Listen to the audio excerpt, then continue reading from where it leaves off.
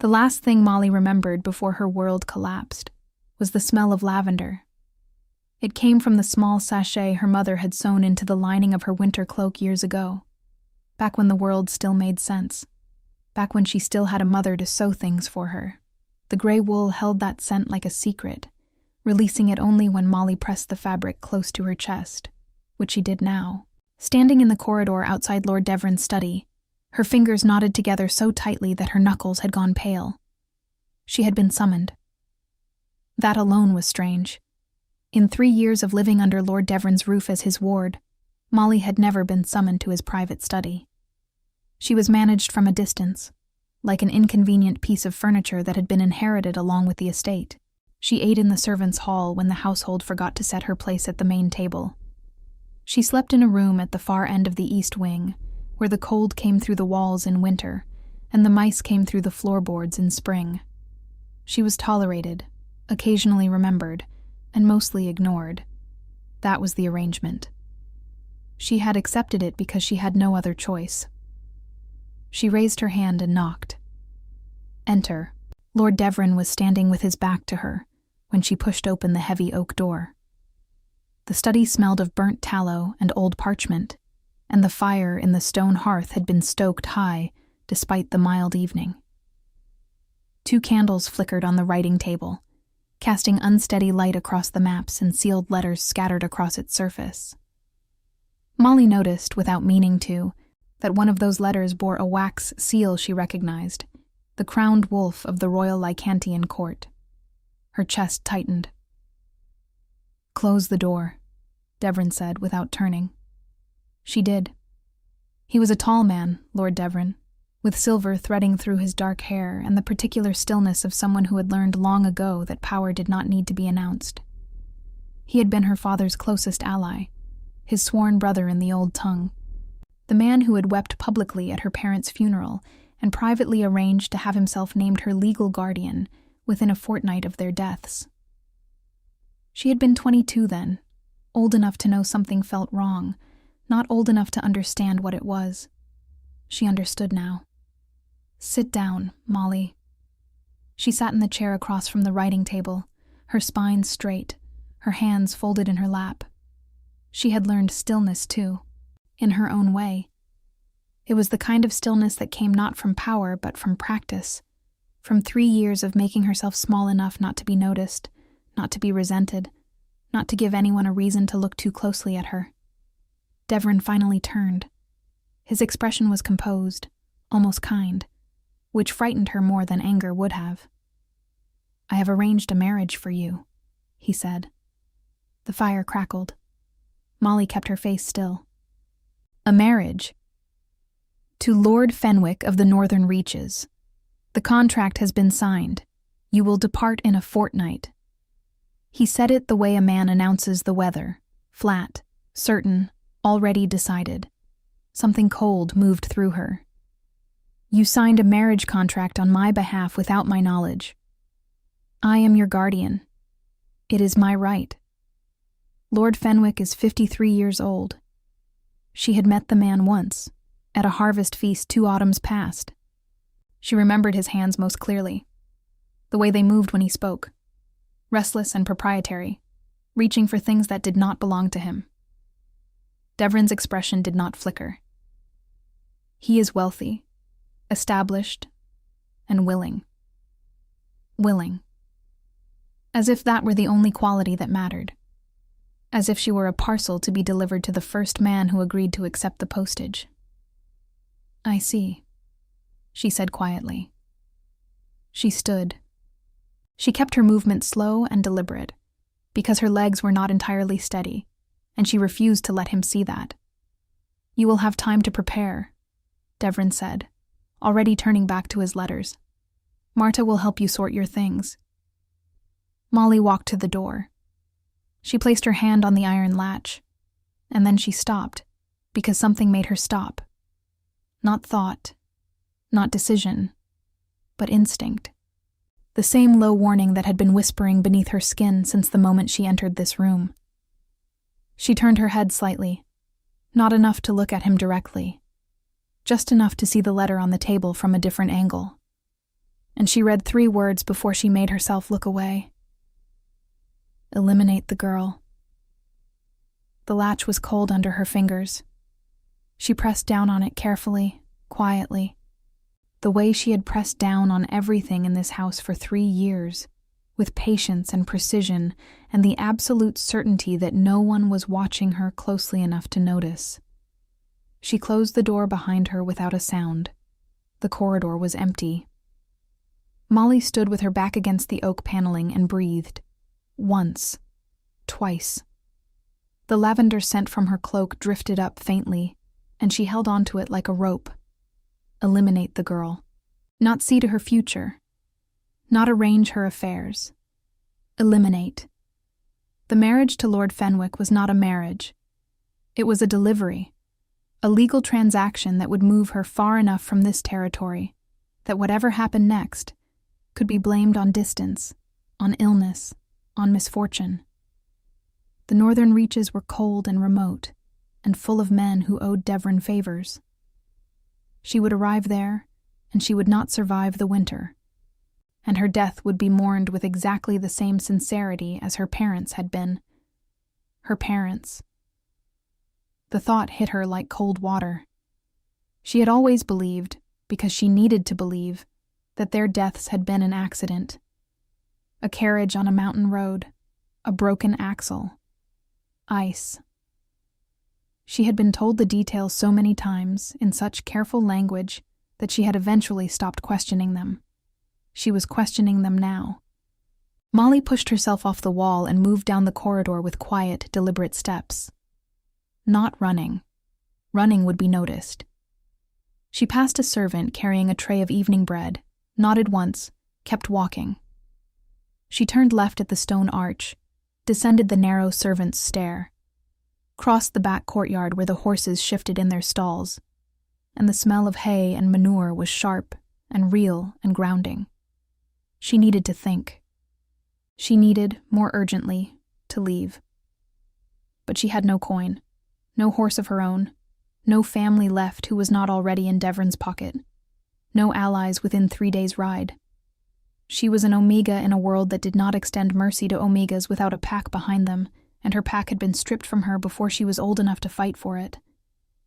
She stood in the courtyard and looked up at the sky.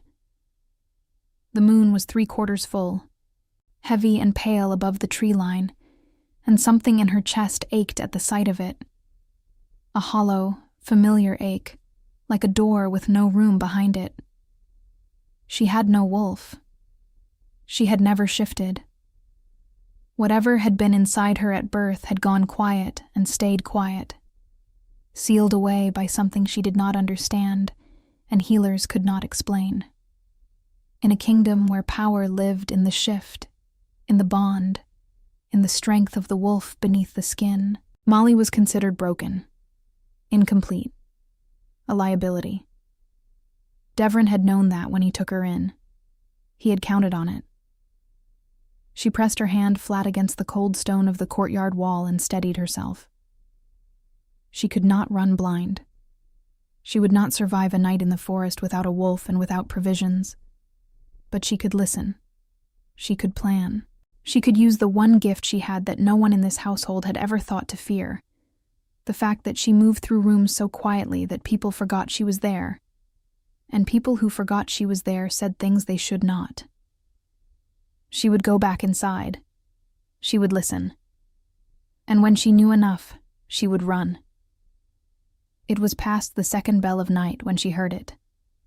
She had positioned herself in the narrow space behind the tapestry in the great hall, where a gap in the stonework allowed sound to travel from the adjoining council room with startling clarity.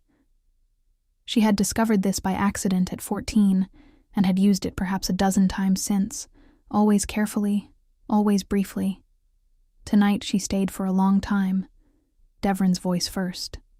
Then another she did not immediately recognize, lower, rougher, with the particular cadence of the Northern Territories. The Lycan King has requested a tribute performance. His court assembles at the new moon. He expects entertainment from each of the 6 vassal lords. I am aware, Devon replied. I have already selected someone. A pause. The girl? She has a voice unlike anything I have heard. The king will be distracted. Long enough for our purposes. Something cold settled in Molly's stomach, but she held very still. And afterward? Devrin's answer came without hesitation and without feeling. Afterward, she will no longer be a concern. Molly stood behind the tapestry in the dark, the lavender scent faint around her, her hands completely steady, and understood with absolute clarity that she had perhaps 10 days left to live, unless she found a way to make the Lycan King himself her shield before they could use her as their weapon. The plan was either brilliant or the last mistake she would ever make. Molly had not yet decided which. She spent 3 days doing exactly what was expected of her, sitting quietly through meals she barely tasted, allowing Marta to measure her for new garments she had no intention of wearing to any wedding, nodding obediently when Devrin mentioned Lord Fenwick's estate, as though the name meant nothing more to her than a direction on a map. She smiled when smiling was required. She lowered her eyes when lowering her eyes kept suspicion at bay. She was, to all appearances, the same docile, unremarkable ward she had always been. At night, she planned. She had 2 things Devrin had never bothered to account for, because he had never considered her worth accounting for. The first was her voice. The second was the small iron key she had quietly taken from the hook beside the head housekeeper's door 3 years ago, when she first suspected that her room was occasionally searched in her absence. The key opened a narrow storage chamber at the base of the east tower, a forgotten space, dry and dark, where she had slowly, carefully, over months, stored what she needed: a rolled blanket, a pouch of dried provisions, a small purse of coin she had accumulated in careful increments, a copper here, a silver there, from the household accounts she was sometimes asked to transcribe when the steward was unwell. It was not much, but it was hers, and no one knew it existed. On the 4th day, a herald arrived from the royal court. He rode through the main gate in the gray morning light, his horse's breath misting in the cold air, the crowned wolf banner of King Aidan's house snapping above him in the wind. Molly watched from a window on the upper floor, her arms folded beneath her gray cloak, and felt something shift in the atmosphere of the entire household. Servants moved faster. Guards straightened. Even Devrin, who she observed crossing the courtyard below, carried himself with a particular tension in his shoulders that she had learned to read as concealed anxiety. The herald's message was delivered in the great hall, and Molly was not present for it. But she heard, through the usual channels of servants' whispers and corridor echoes, that the royal summons had arrived. The Lycan King's court would assemble in 9 days' time at Varenhold, the seat of the Northern Highland territories, 3 days' ride from Devrin's estate. Each vassal lord was to arrive with his household retinue, and such tribute and entertainment as befitted the occasion. Devrin sent for her before supper. "You will perform at the king's gathering," he told her, in the same tone he used for all instructions. Flat, final, not a request. "I have already informed the herald of your particular gift. The king has expressed interest." Molly kept her eyes down. "As you wish, my lord. You will conduct yourself with complete propriety. You will speak to no one of consequence without my presence. You will perform when called upon and remain with my household at all other times." He paused, and she felt his gaze on her, measuring. "Do you understand?" "Perfectly," she said. She left his study with her hands folded and her pulse steady, and allowed herself, only once she was alone in the east corridor, the smallest and most careful breath of relief. He was bringing her directly to the king. They departed 2 mornings later, in a procession that felt more like a military convoy than a noble household traveling to court. 4 covered wagons, 12 mounted guards, Devrin in a black riding coat on his dark horse at the front. Molly rode in the second wagon with Marta and 2 other serving women, wedged between a trunk of formal garments and a crate of wine sealed with wax. The wagon smelled of pine resin and horse, and the faint sweetness of the dried herbs Marta tucked into everything. The countryside rolled past the canvas opening in shades of brown and gray. It was late in the season, the trees stripped to their bones, the fields fallow, the sky the color of old pewter. Villages appeared and disappeared. Farmers watched the procession from the edges of their land, with the particular stillness of people who had learned not to draw attention from passing nobles. Molly watched them and thought about her brother. Owen had been 9 years old when their parents died. He was 12 now, wherever he was. Devrin had arranged, within months of becoming her guardian, for Owen to be sent to a distant monastery for his education. In the mountains, 3 territories to the east. She had received 2 letters in 3 years, both brief, both clearly written under supervision. She did not know if he was well. She did not know if he was truly there at all. This was the thing she had not allowed herself to feel fully, because feeling it fully would have unmade her. But she felt it now, in the rocking dark of the wagon, with the smell of pine and cold air coming through the canvas, and Marta dozing against the opposite trunk. She felt it like a bruise that had been pressed carefully around for years and was now being pressed directly, deliberately. Owen was the reason she could not simply disappear into the forest and find her own way. Owen was somewhere, and Devrin knew where. And if she vanished without leverage, without protection, that knowledge would become a weapon. She needed the king, not as a rescuer, not as a hero arriving to solve her problems. She had no illusions about powerful men and what they typically wanted from women with no pack, no wolf, and no family left to negotiate on their behalf. But she needed his authority, his reach, the particular kind of safety that came from being, even temporarily, under the protection of someone that Devrin could not touch. She would perform, she would be heard, and she would find a way to speak. Varenhold rose out of the highland mist on the 3rd afternoon, like something carved from the mountain itself. Its walls were dark stone, iron gray, streaked with the rust of old rain. Towers rose at each corner, and banners hung heavy and still in the damp air. The crowned wolf on black repeated along the battlements until the castle seemed to wear it like a second skin. The road leading to the main gate was broad enough for 4 wagons abreast, flanked by torches already lit against the early dark, and the sound of hoofbeats and iron-rimmed wheels on stone echoed up into the cold sky. Molly stepped down from the wagon in the main courtyard and pulled her gray cloak tighter. The air here smelled different from Devrin's estate, cleaner, colder, with an undertone of pine smoke and something else, something mineral and deep, like stone after rain. Around her, the household organized itself with the practiced efficiency of people accustomed to following orders. Trunks were unloaded, horses were led away, guards were assigned quarters in the outer barracks. She stayed close to the wagon's shadow until Marta appeared at her elbow. "Come," the older woman said quietly. "The women's quarters are in the west corridor. Lord Devrin says we are not to wander." Molly nodded and followed. The interior of Varenhold was immense and spare, the way all places of real power tended to be. No excess, no decoration for its own sake, only stone and iron and candlelight, and the particular weight of a space that had witnessed centuries of consequence.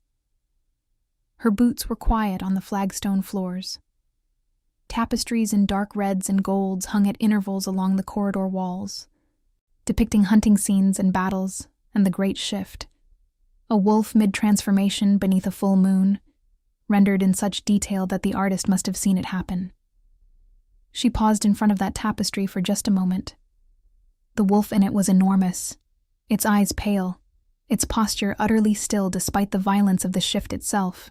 There was something in its expression. If a wolf mid-shift could be said to have an expression, that was not rage and not pain.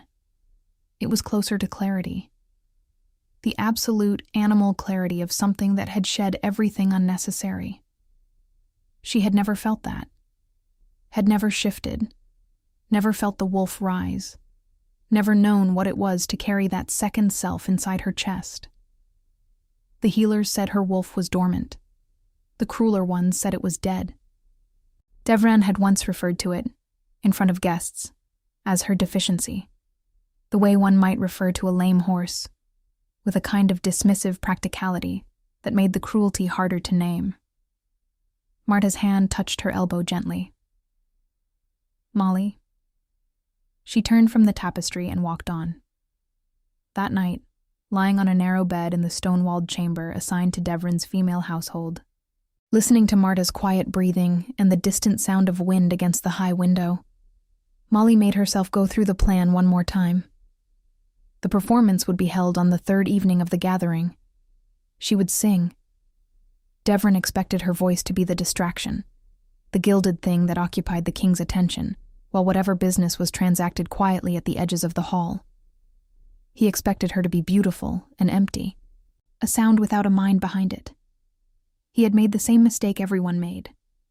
He had forgotten that she listened, and she had been listening for 3 years, storing things, keeping things, learning the particular language of men who believed they were not being observed. She knew dates, names, transactions, debts. She knew things about Devran's arrangements with Lord Fenwick that would be of considerable interest to a king who valued order in his vassal territories. She knew about the letter with the crowned wolf seal. She knew about the words, "Eliminate the girl," and what had been meant by them, and who had written them, and why. She would sing for the king, and when the last note settled into silence, she would find a way to speak to him alone. What happened after that was in the hands of the moon. She heard him before she saw him. Not his voice. She did not hear him speak that first evening, not directly. What she heard was the silence that preceded him.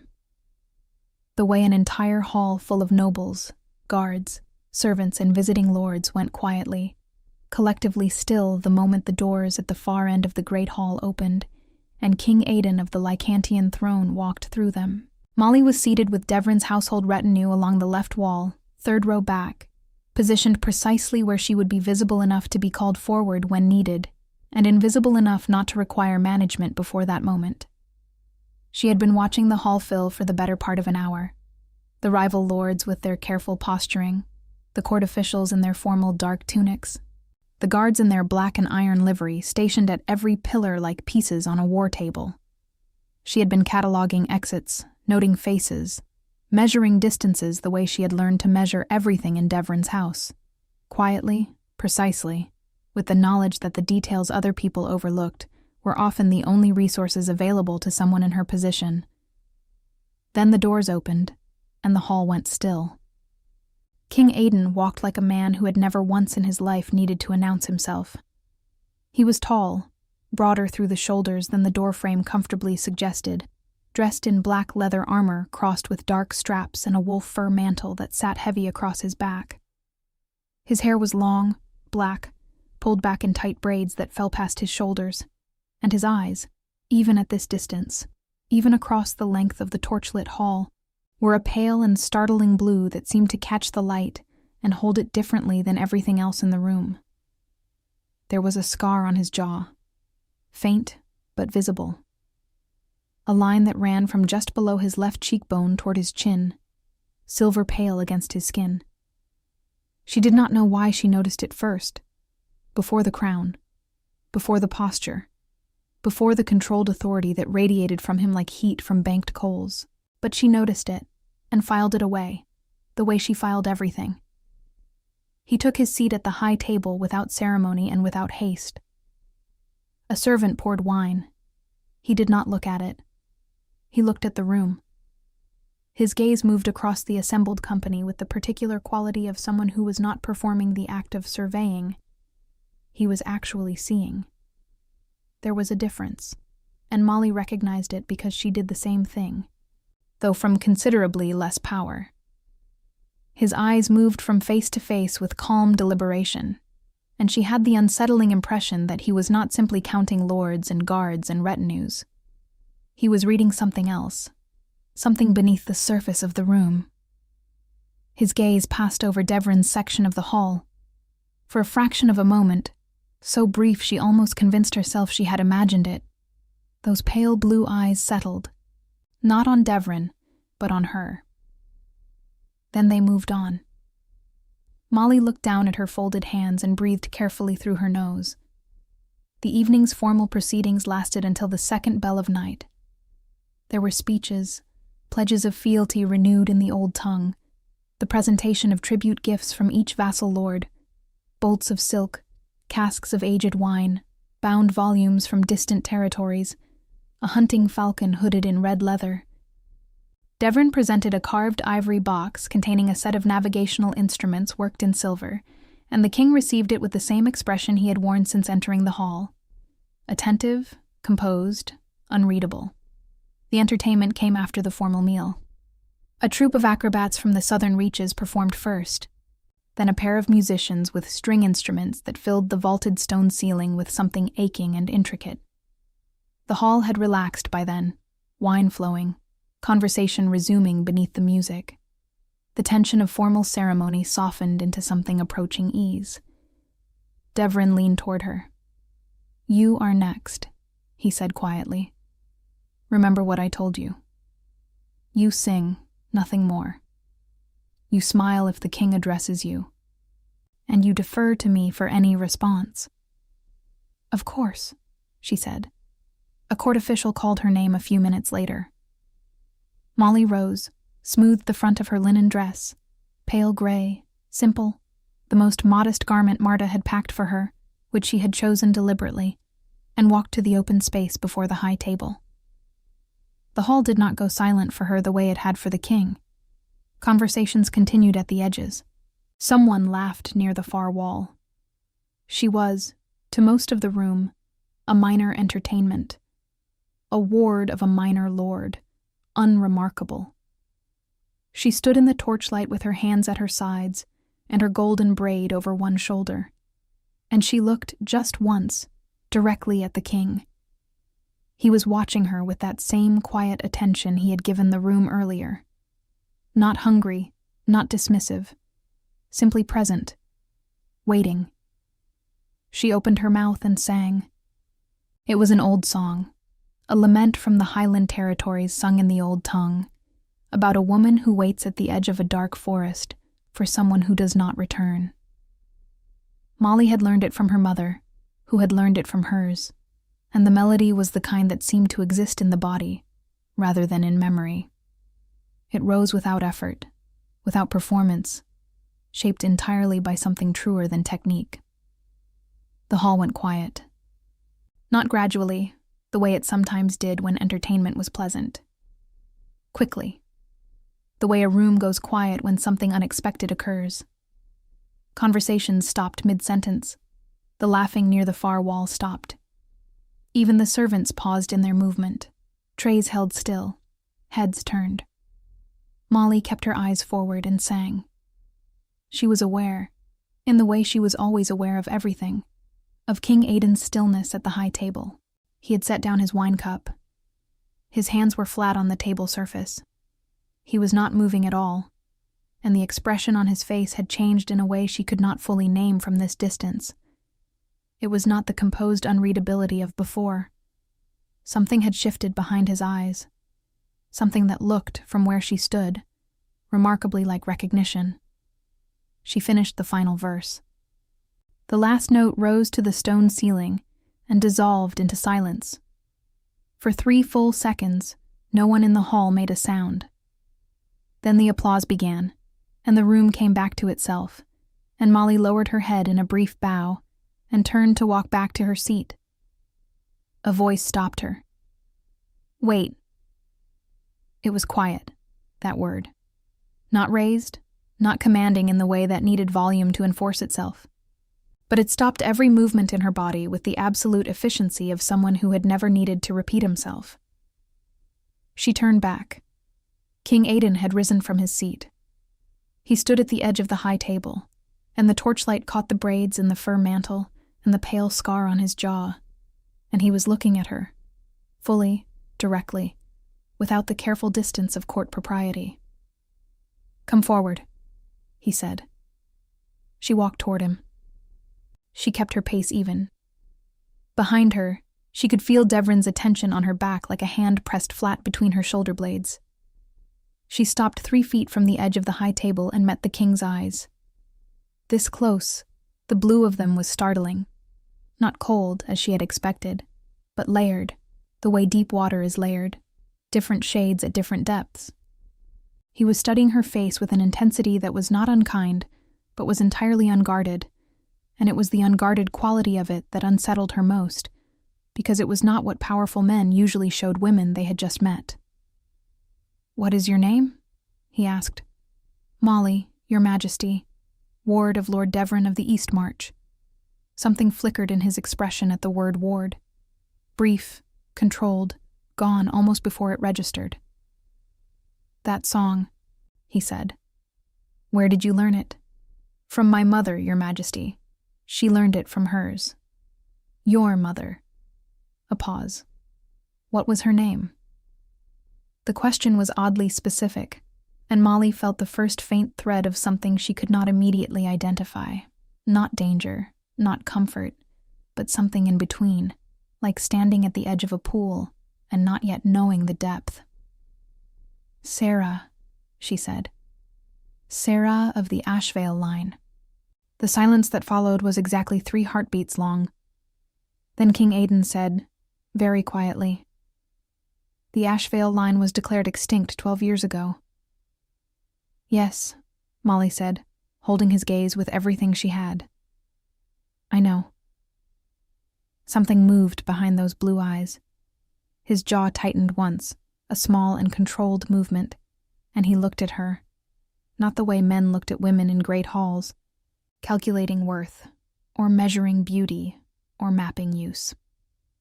He looked at her the way someone looks at a locked door, when they have just realized they might have the key. "You will remain in the castle," he said. The words were addressed to her, but the weight of them landed across the entire hall, and every person in the room understood, without being told, that this was not an invitation. It was a declaration. He turned to Devrin, who had risen from his seat with an expression of careful neutrality that did not quite reach his eyes. "Your ward will be housed in the castle's east quarters for the duration of the gathering. I have questions that require answers." Devrin's smile was a masterpiece of practiced grace. "Of course, Your Majesty. It would be our honor." Molly stood between them and felt the shape of the trap she had built for herself, or the door she had just managed to open, depending entirely on what King Aidan of the Lycantian throne intended to do with what she had just handed him. She had said one true thing in a room full of careful lies. Now she would find out if truth was enough to keep her alive. The east quarters of Varenhold were nothing like the room she had occupied at Devrin's estate. The bed had a carved oak frame and curtains of deep burgundy wool, heavy enough to hold warmth through a winter night. A fire had been laid in the hearth before her arrival, and the room smelled of pine smoke and beeswax, and the faint sweetness of dried rosemary tucked into the window linens. A copper basin sat on a stand near the wall, filled with water that was still warm. There was a writing table with good candles, a chest for garments, and a window that looked out over the castle's inner courtyard, rather than a servant's alley. Molly stood in the center of the room for a long moment, and simply breathed. Marta had been permitted to accompany her, which was the one concession Devrin had managed to negotiate, before King Aidan's chamberlain had quietly but immovably redirected the rest of Devrin's household retinue to the outer guest quarters on the far side of the castle. The separation had been handled with impeccable courtesy and absolute firmness, the way all truly effective maneuvers were handled, so graciously that objecting to it would have revealed more than anyone wished to reveal. Marta set down the small traveling trunk and looked around the room with the careful expression of a woman recalibrating her understanding of the situation. "Well," she said after a moment. "Yes," Molly agreed. She did not sleep much that night.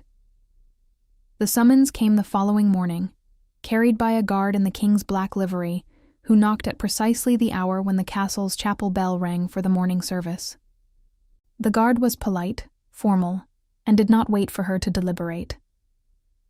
Molly, dressed in her gray linen dress and her wool cloak, braided her hair with steady hands and followed him. She was taken not to the great hall, but to a smaller room she had not seen the night before, a council chamber off the main corridor, oak-paneled, with a long table and a cold hearth, and maps pinned to a wooden frame along one wall.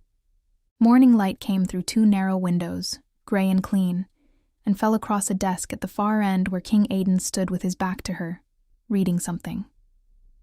The guard withdrew and closed the door. She waited.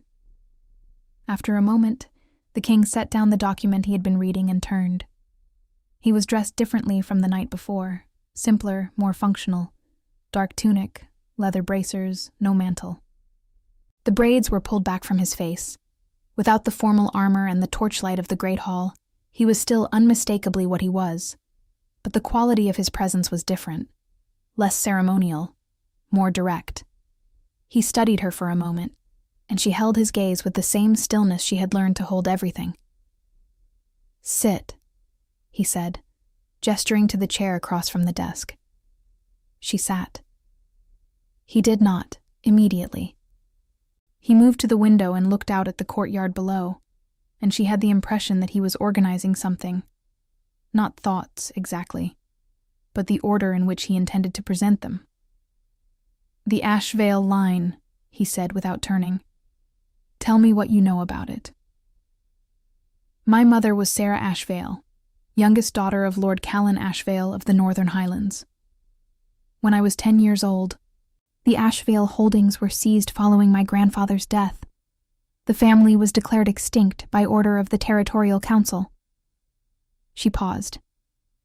"I later learned that the extinction declaration was filed before my grandfather died, by approximately 3 months. Now he turned. His expression was controlled, but something behind his eyes had sharpened considerably. "You have documentation of this?" "No. The records I found were burned before I could secure copies. But I know who filed the declaration, and I know which council members signed it, and I know that Lord Devon of the Eastmarch was the primary beneficiary of the Ashvale land seizure." She kept her voice level. "He was also named my guardian 4 days after my parents' deaths. My parents, who died in a carriage accident on a road they had traveled without incident for 15 years. The silence in the room had a particular quality to it, the quality of something that has been still for a long time and is now deciding whether to move. "You have been in his household for 3 years, Aidan said. "Yes." "And you said nothing." "I had no one to say it to." She met his eyes. "Until now." He looked at her for a long moment. Not with suspicion, she thought, though suspicion would have been reasonable. With something more careful than that. The particular attention of someone who had learned, through long experience, to distinguish between performance and truth. "Why tell me?" he asked. "You do not know me. You have no reason to trust me." "No," she agreed.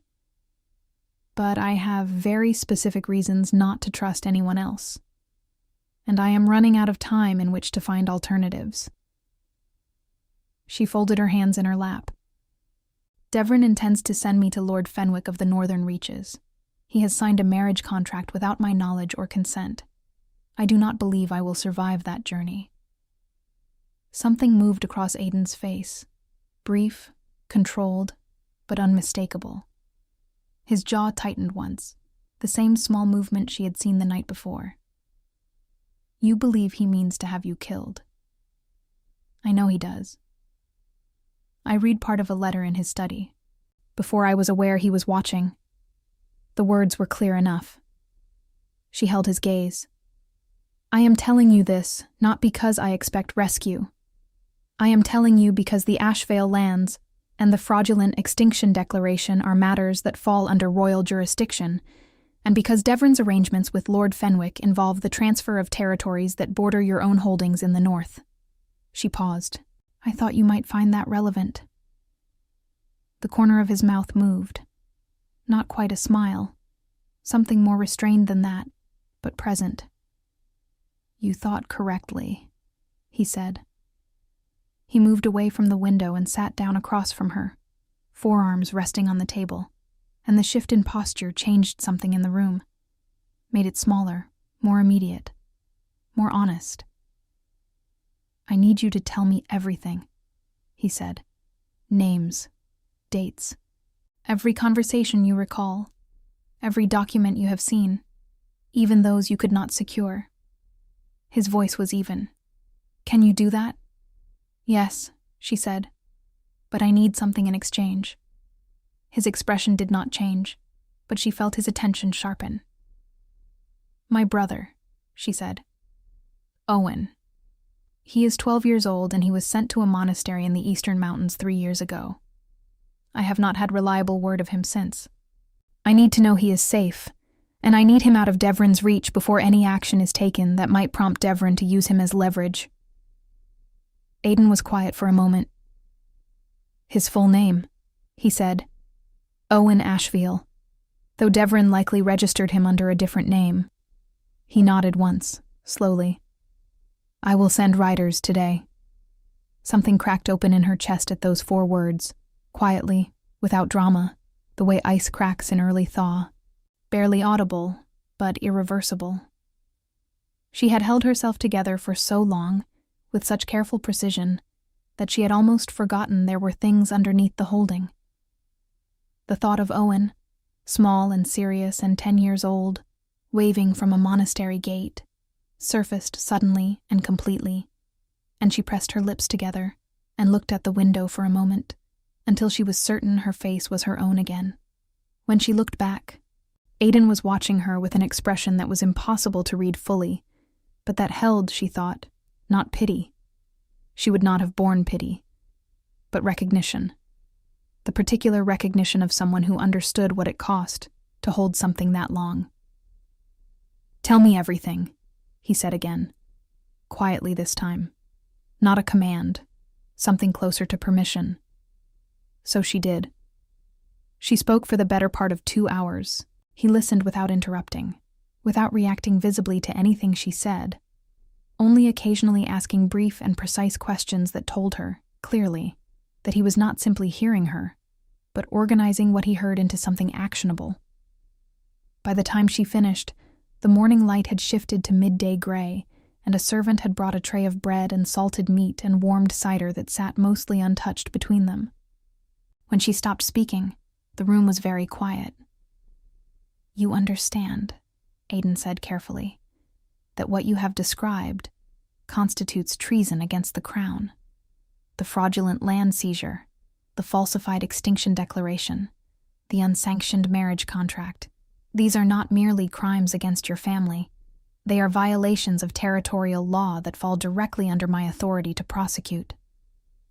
I understand, she said. Devrin will deny everything.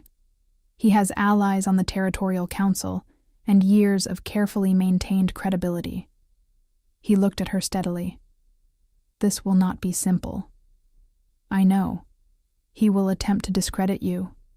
He will call you unstable, grief-addled, an omega without a wolf making desperate claims to protect herself from a lawful guardianship arrangement. A pause. He will say you are nothing. The words landed with the precision of something that had been aimed, but not at her. At the version of her that Devrin had spent 3 years trying to create. She felt them without flinching. He has been saying that for 3 years, she said. He was wrong then. He will be wrong now. Aiden held her gaze for a long moment. Then he said very quietly, Yes, he will. It was not a grand declaration. It was not a promise laden with ceremony or sentiment. It was simply 3 words spoken with the absolute, unhesitating certainty of someone who did not say things he did not mean, and it settled into her chest with a weight she had not expected. She looked down at her hands. They were still folded in her lap, still composed, still giving nothing away. But something beneath that composure had shifted, slightly and significantly, the way a door shifts when someone on the other side leans against it. Not open yet, but no longer entirely closed. She did not trust him. She was not capable of trust. Not yet. Not after 3 years of learning what trust cost. But she was beginning to believe that he was, at minimum, something different from what she had known. And in her current circumstances, different was enough to hold on to. The riders Aiden sent east returned on the 5th day. Molly was in the castle library when she heard the hoofbeats in the courtyard below. 4 horses, moving fast. The particular rhythm of riders who had not stopped for comfort. She set down the volume she had been attempting to read and went to the window.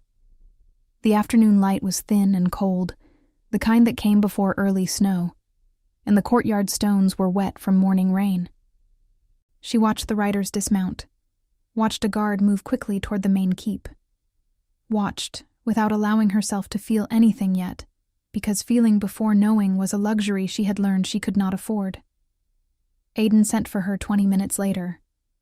She walked to the council chamber with steady steps and told herself, quietly and firmly, that whatever came through that door, she would receive standing.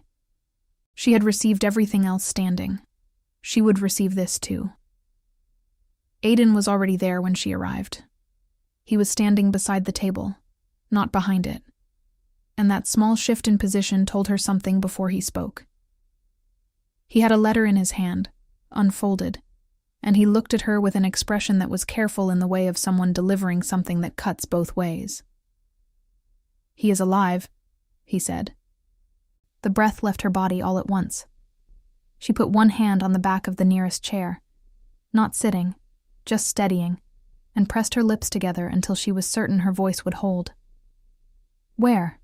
she managed. "Not the monastery." His jaw was tight. "He was moved 14 months ago. He has been held in a fortified estate in the Eastern Territories belonging to a man named Lord Crest, one of Devrin's oldest allies. He is unharmed, but he is not free." The cold that moved through her was different from the cold she had felt reading Devrin's letter, different from the cold of the courtyard at night, different from every variety of cold she had catalogued in 3 years of living without warmth. This was something older and sharper, the cold of understanding the full shape of something you had been trying not to see clearly. Devrin had not simply stored Owen away.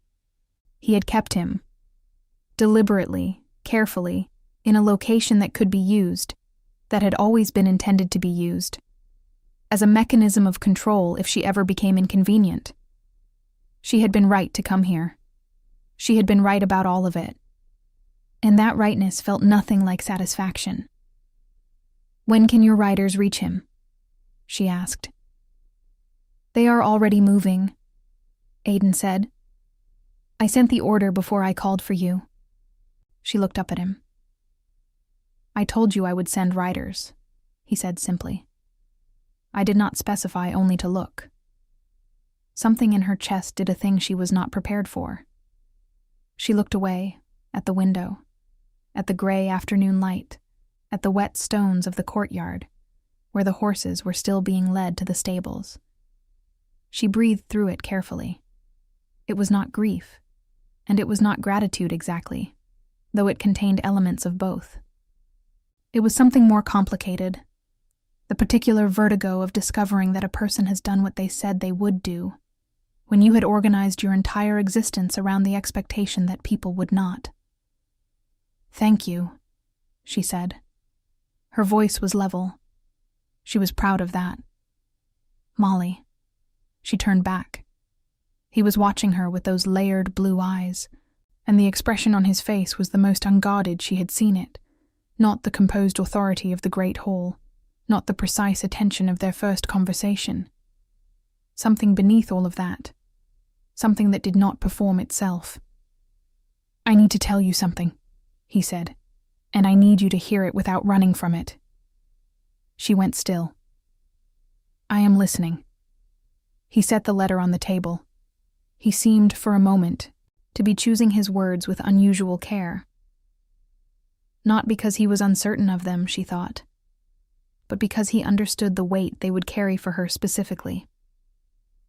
"The night you sang," he said, I recognized the melody before you finished the first verse. I know that song. I heard it once, many years ago, when I traveled through the Highland territories as a young man. A woman sang it at an inn near the Ashvale border. He paused. She had golden hair and a daughter of perhaps 7 or 8 years old sitting at her feet. The child had the same hair, the same voice, already forming. The air in the room seemed to change. My mother, Molly said. It was not a question. I believe so. He held her gaze. I did not connect it, in the moment. Not until you said her name, Sarah of the Ashvale line. Something moved across his face, old and quiet. She was kind to me. I was traveling without my full retinue, young, trying to understand the territories I would one day rule. And I stopped at that inn during a storm. She brought me warm cider without being asked, and did not treat me differently when she learned who I was. A pause. I have thought of her occasionally over the years, the way one thinks of moments of unexpected grace. I did not know she had died. Molly was quiet for a long moment. She would have appreciated that, she said finally, being remembered for cider rather than for her bloodline. Something crossed his face that was almost a smile, brief and real, the kind that does not prepare itself in advance. Then it settled into something more serious. There is something else, he said. Something I have not told you because I was not certain how to say it, and because I did not want it to change the way you heard everything else. He met her eyes directly. From the moment you stood before my table and sang, my wolf has not been quiet, not once.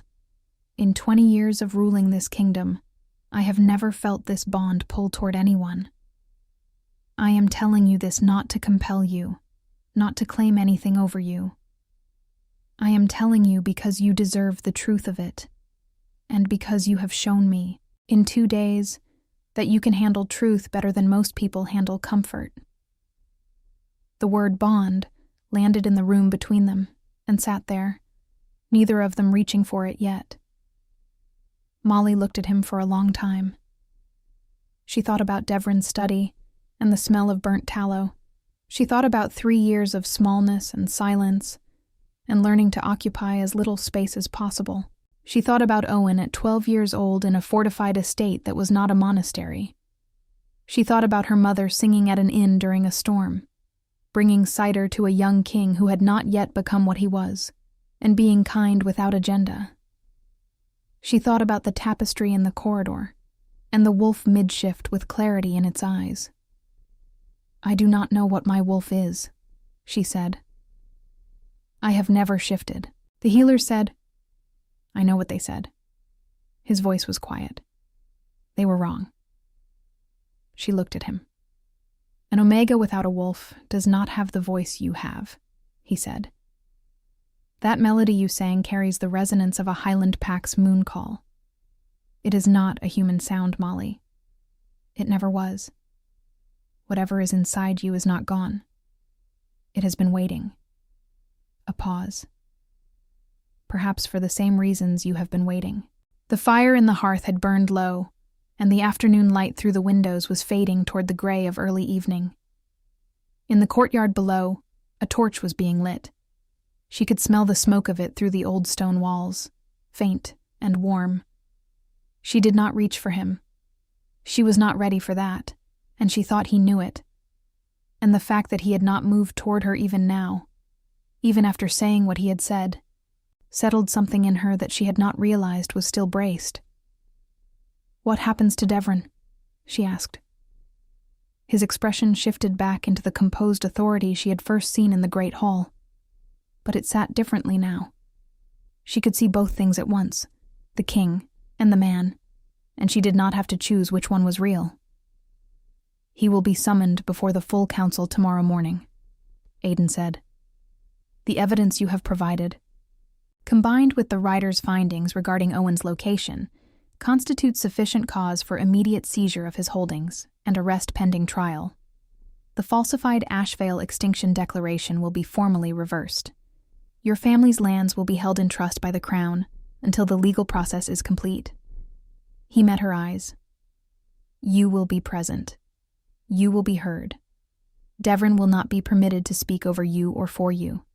Something she had carried for a very long time set itself down. The council convened at dawn. Devon arrived with the careful composure of a man who had survived many difficult mornings and expected to survive this one. He looked at Molly, seated at the council table to the king's left, and something moved through his expression. Surprise, quickly suppressed, then a harder calculation. He did not have time to finish calculating.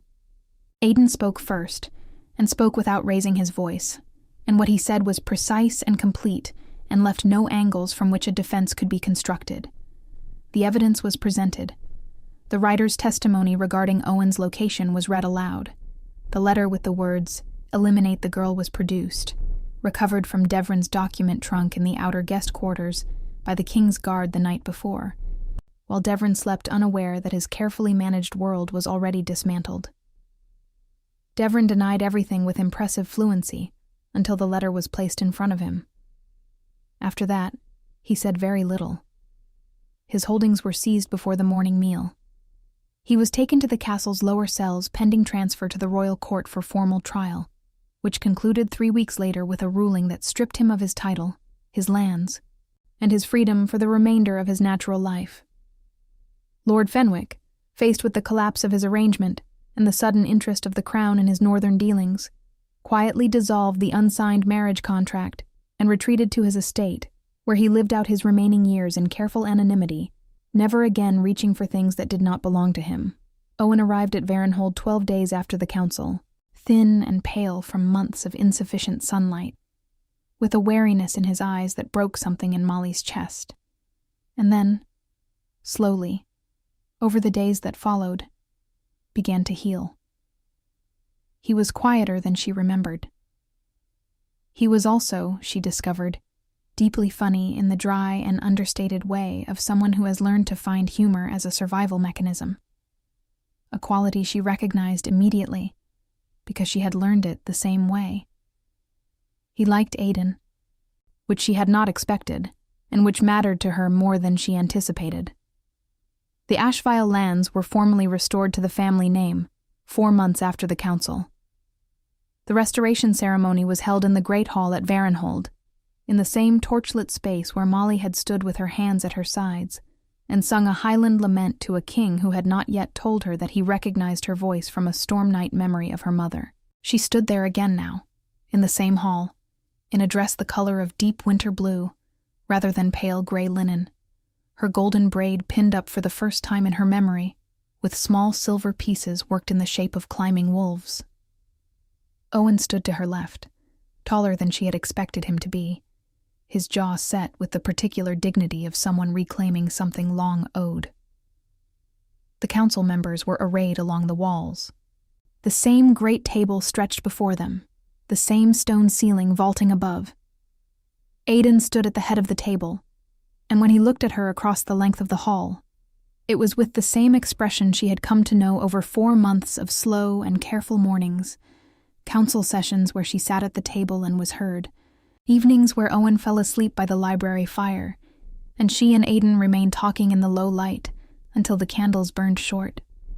Long walks along the castle's inner walls, where the wind came off the highlands and smelled of pine and cold stone, and he never once told her what to feel or when to feel it. He had kept every word he had said, not with gestures or ceremony, but in the accumulated weight of consistent, unhesitating presence. She had stopped bracing, somewhere in the 3rd month. She had not noticed the exact moment it happened, which she thought was probably how it was supposed to happen. After the restoration ceremony, when the hall had cleared, and Owen had gone to bed, and the servants had taken the last of the candles, she found Aidan in the council chamber, the same room where she had first told him everything, where he had said, "I will send riders today," and change the entire direction of her life. He was standing at the window, looking out at the courtyard, and he turned when she entered, with the ease of someone who had expected her. She stood in the doorway for a moment. The fire was low, and the room was warm, and smelled of pine smoke and old parchment. And outside the window the moon was full and white and enormous above the highland tree line. She felt something stir in her chest. Deep, instinctive, wordless. The thing that had been sealed and silent and waiting since before she could remember. It moved like a tide moving, like a door finally finding the space to open, slow and inevitable, and without violence. She pressed her hand flat against her sternum. "It is not gone," she said quietly, mostly to herself. "No," Aiden said, "just that." But his eyes held everything else. She crossed the room and stood beside him at the window, and they looked out at the moon together. And she did not reach for his hand, but her shoulder was close enough to his arm that she could feel the warmth of him, and he did not move away. "I am not afraid of it anymore," she said. "The bond." He was quiet for a moment. "I know." "I am choosing it," she said. "I want you to know that. Not because it was fated, not because the wolf decided before I could, because I am choosing it, myself." He turned to look at her then, and the expression on his face, the unguarded, unhurried, deeply certain expression of a man who had waited without demanding, was the most honest thing she had seen in her life. "I know that too," he said. "It is the only way I wanted it." She looked up at him for a long moment, and then she did something she had not done in longer than she could accurately remember. She let her hands fall open at her sides. She let her shoulders drop. She let herself be exactly where she was, without managing it, without measuring it, without holding any part of herself in reserve against the possibility of loss. The moon sat heavy and full above the highlands. Somewhere in the east corridor, Owen slept peacefully in a warm room with a fire and a door that no one locked. Devrin sat in a cell 3 territories away, stripped of every false thing he had built, and would never reach for her again. Her wolf, slow and certain as a tide, finally came home. And in the great stone castle above the highland forest, with the smell of pine smoke in the air, and a king who had learned her voice before he ever saw her face, standing close enough that she could feel his warmth, Molly Ashvale, daughter of Sarah, sister of Owen, heir to a name that was no longer buried, breathed in and breathed out, and was, at last, completely whole. This is where their story ends, not in fire or tragedy, but in the quiet certainty of 2 people who chose each other fully, with open eyes and unbroken will. Owen grew into a steady and perceptive young lord, eventually taking his place as head of the restored Ashvale Holdings, with the kind of quiet authority that reminded everyone who knew him of his sister. Aiden ruled his kingdom with the same unhesitating clarity he had always carried, but those who served him noted, without ever saying so directly, that he laughed more easily now, and that the council chamber no longer felt like a room built purely for war. And Molly, once invisible, once reduced to a voice without a name, stood beside him as his chosen mate and queen, not because destiny had placed her there, but because she had walked through every dark corridor, told every dangerous truth, and arrived at that place entirely on her own terms. The Highlands remembered the Ashvale name again, and the name remembered itself.